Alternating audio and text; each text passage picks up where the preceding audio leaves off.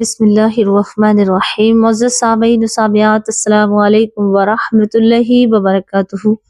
امید ہے کہ آپ سب خیر و عافیت سے ہوں گے۔ اللہ رب العزت سے دعا ہے کہ وہ آپ کو خوش رکھے، آباد رکھے۔ پیارے عزیزو، آئیے گا تہجد کی نماز پڑھنے کا طریقہ، اس میں کتنے کل پڑھنے چاہیے، کس طرح نیت کرنی چاہیے، اور تہجد کی نماز کن لوگوں کو نصیب ہوتی ہے، آپ اس میں یہ بھی جانیں گے، کیونکہ تہجد کی نماز ہر انسان کو نصیب نہیں ہوتی ہے۔ نماز تو سب پڑھتے ہیں 5 ٹائم کی، لیکن تہجد کی نماز کن لوگوں کو نصیب ہوتی ہے، اور تہجد کی نماز پڑھنے والے کو کون کون سے ایسے کام کرنے چاہیے، کیونکہ تقویٰ بھی بہت ضروری ہے۔ ہم نماز تو پڑھتے ہیں لیکن ہمارے اندر تقویٰ نہیں ہے نا، تو ہماری عبادت ہے تو صحیح قبول، لیکن وہ ثواب ہمیں نہیں ملتا جو تہجد کے ساتھ ہوتا ہے، کیونکہ تہجد کی نماز کے ساتھ ساتھ ہمیں تقوی کی بھی بہت ضرورت ہے۔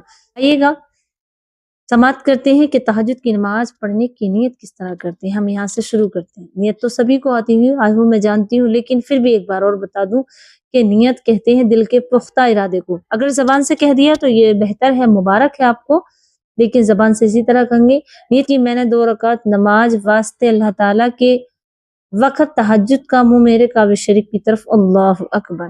آپ اگر نفل کا نام لے دے تو کوئی بات نہیں، نہ بھی لیں گے تب بھی آپ کی نماز ہو جائے گی۔ اس کے بعد میں ایک بات اور آپ کو بتاتی چلوں کہ تہجد جب نماز آپ نیت کر لینا تو انشاءاللہ اللہ کی مخلوق ہے نا، وہ اٹھانے کے لیے آپ کو لگ جاتی ہے، جیسے کہ اللہ تبارک و تعالیٰ حکم فرماتا ہے آسمانوں پہ، اے میرے فرشتوں جاؤ، جو میرے بندے قریبی ہیں جو مجھ سے محبت کرتے ہیں، جاؤ انہیں اٹھا دو، وہ تہجد میں اٹھیں۔ تو پروں سے آ کر فرشتے اس انسان کو اٹھاتے ہیں جسے اللہ چاہتا ہے، اور ایک گروہ وہ بھی ہے سوتے رہتے ہیں تمام رات، لیکن پھر بھی اللہ تبارک و تعالیٰ انہیں تہجد کا ثواب عطا کرتا ہے۔ وہ لوگ ہیں جو دین کی خدمت کرتے ہیں، جو دین کے لیے اپنا دن اور رات لگاتے ہیں، لیکن تہجد میں اللہ تبارک و تعالیٰ انہیں سلا دیتا ہے۔ پتہ ہے کیوں سلاتا ہے؟ وہ کہتا ہے کہ میرے بندوں کی تہجد قبول ہے، جاؤ فرشتوں کو حکم فرماتا ہے کہ فرشتوں جاؤ اور انہیں کربٹ دلا دو، اگر ان کا دل ہے تو اٹھ جائیں، ورنہ انہیں ایسے ہی سونے دو، میں نے ان کی تہجد بھی قبول کر لی۔ اور ایک گروہ وہ ہے جو کہ اللہ تبارک و تعالیٰ فرماتا ہے فرشتوں جاؤ اس شخص کو اٹھنے مت دینا تہجد میں، کیونکہ مجھے اس کی شکل پسند نہیں ہے، مجھے وہ شخص پسند نہیں ہے۔ تو اللہ تبارک و تعالیٰ جنہیں پسند نہیں کرتا نا تو انہیں اٹھنے بھی نہیں دیتا۔ تو اللہ رب العزت جسے پسند کرتا ہے تہجد کی نماز اسے ہی نصیب ہوتی ہے، اور کسی کو نہیں ہو سکتی۔ کوئی کتنا بھی چاہے کہ میں تہجد پڑھوں گی، یہ تہجد پڑھوں گا، نہیں، جب تک اللہ رب العزت نہیں چاہے گا اسے تہجد کی نماز نصیب نہیں ہوگی، کیونکہ یہ عام آدمیوں کا کام نہیں ہے، یہ تو وہی کرتے ہیں جسے اللہ چن لیتا ہے، یہ عبادت تو وہی کرتے ہیں جنہیں اللہ چن لیتا ہے، جنہیں اپنا دوست مانتا ہے، جنہیں ان سے محبت ہو جاتی ہے۔ اللہ تبارک و تعالیٰ انہی لوگوں کو تہجد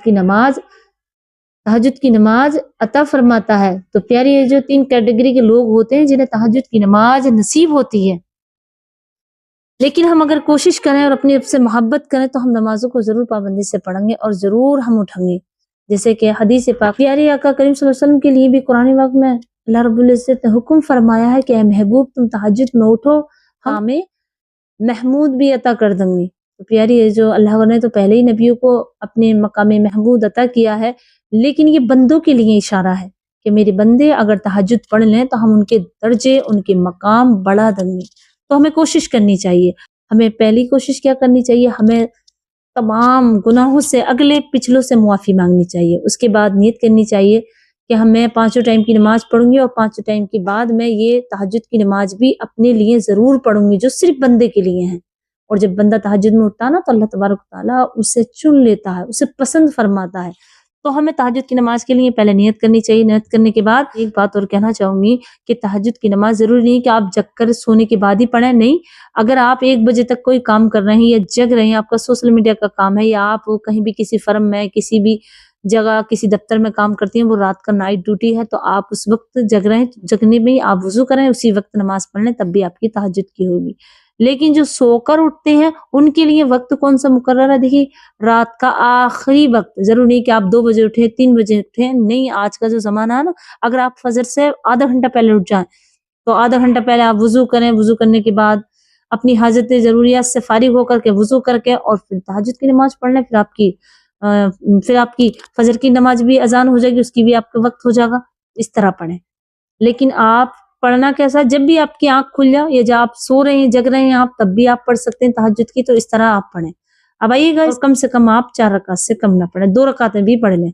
अब इससे पढ़ना कितना, देखिए आपने नियत की कि मैं 6 रकात पढ़ूंगी, तो एक तरीका तो ये है कि जो अल्लाह के बुजुर्गान दीन है वो इस तरह पढ़ते हैं कि जब 8 रकात पढ़ते हैं तो 8 रकात में वो पहली रकात में 8 मरतबा सूरह इखलास पढ़ते हैं, कुल हुवल्लाहु अहद, दूसरी रकात में 7 मरतबा पढ़ते हैं। इसी तरह वो एक एक कुल कम करते चले जाते हैं, यानी सूरह इखलास को, उसकी गिनती को एक एक कम करते चले जाते हैं। पहली रकात में पूरी 8 रकात अगर पढ़नी है तो 8 ही बार पढ़ेंगे, उसके बाद जैसे रकातें कम होंगी इसी तरह वो सूरत को यानी सूरह इखलास को, कुल हुवल्लाहु अहद को एक एक कम करते चले जाएंगे। इस तरह आपको नमाज पढ़नी है, ये भी तरीका है। और इस तरह जैसे आपने 4 रकात नमाज पढ़ी तो पहली रकात में आप कुल या अय्युहल काफिरून पढ़ लें और दूसरी रकात में सूरह इखलास पढ़ें, और इतनी पढ़ें जितना आपको चाहे, आप 10 बार पढ़ लें, 25 बार पढ़ लें, 11 बार पढ़ लें, जितना आपको लगे इतने लंबे कयाम कर लें। आप इस तरह भी पढ़ सकते हैं, ये तरीका हो गया।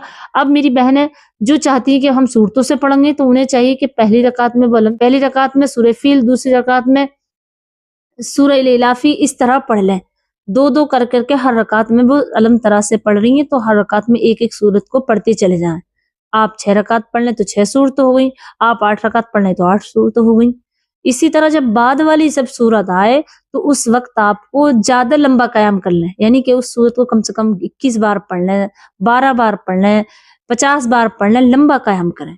इस तरह आपको नमाज पढ़नी है अगर आपके पास वक्त, वरना आप एक एक करके ही पढ़ लें। लेकिन ये जो मैंने बताई ना बुजुर्गान दीन का तरीका है। अब आपको जिस तरह पढ़ना है वो ऐसे पढ़ना है, सेम ऐसे ही पढ़ लें जैसे आप जोहर की पढ़ लें, असर की पढ़ लें, इशा की पढ़ लें, बिल्कुल इस तरह नमाज पढ़ लें। अब नमाज पढ़ने के बाद ये जरूरी है कि आप दुरूद इब्राहिमी जरूर पढ़ें 100 मरतबा। कोई सी भी दुरूद पढ़ लें लेकिन दुरूद इब्राहिमी पढ़ें तो और आला सवाब है, क्योंकि दुरूद इब्राहिमी सबसे बड़ी है और ये नमाज में आती है, नमाज में पढ़ते हैं। तो आप दुरूद इब्राहिमी कम से कम 100 मरतबा पढ़ें। उसके बाद अगर वक्त है तो आप कलमा तैयब का विर्द कर लें या इस्तिग़फ़ार कर लें। बहरहाल अल्लाह का जिक्र जरूर करें। जब बंदा जिक्र करता ना तो अल्लाह तबारक व तआला उसके मकाम को बढ़ाता चला जाता है।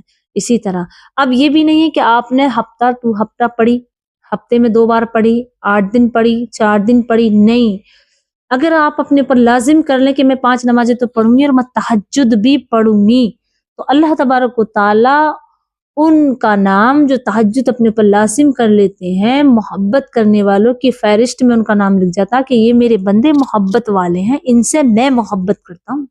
फरिश्तों से हुक्म देता कि ऐ फरिश्तों, ये नाम जो बंदे मेरे तहज्जुद में उठते हैं इनका नाम मोहब्बत वालों में लिख ले, मेरे जिनसे मैं मोहब्बत करता हूँ। मेरा बंदा मेरी मोहब्बत में आया तो मैं भी इनसे मोहब्बत करता हूँ। तो जब रब की मोहब्बत, उसकी खुशनुदी चाहते हैं ना, तो तहज्जुद की नमाज लाजिम पकड़ लें। इंशाअल्लाह आप जो चाहोगे वो भी होगा।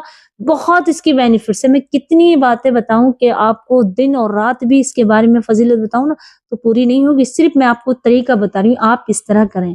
और फिर तहज्जुद की मांगी दुआ कभी रद्द नहीं होती है। वो अल्लाह रब्बुल इज्जत आपकी मकाम भी बढ़ाकर आपको वो अता भी करेगा जो आप चाहते हैं। इंशाअल्लाह आपकी बेइज्जती नहीं होने देगा। वो इज्जत वाला है, तो जो उससे मोहब्बत करता है वो उसकी इज्जतें भी बढ़ा देता है।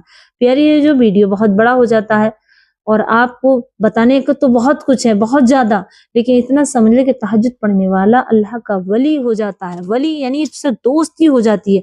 तो आप तहज्जुद को अपने ऊपर लाजिम कर लें। और अल्लाह को मैं फिर बताऊं कि जवानी की इबादत बहुत पसंद है, जवानी में आदत डाल लें।